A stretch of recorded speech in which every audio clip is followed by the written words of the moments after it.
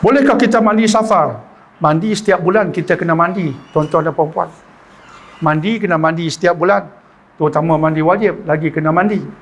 Tetapi kalau mandi safar ini maksudnya mandi berdasarkan satu kepercayaan.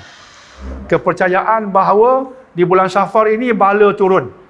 Maka disebabkan bala turun dan kemuncak penurunan bala ialah penghujung bulan safar pada hari Rabu.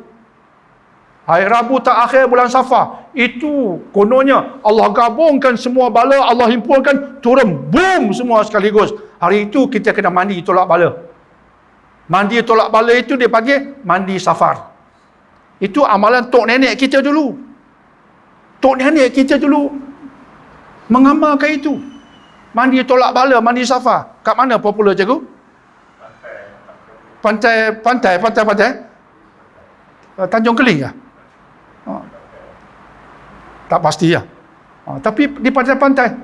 Kadang-kadang tu imam tulis surat tolak bala. Dia bila kita mandi terjun tu, bawa surat tolak bala sekali.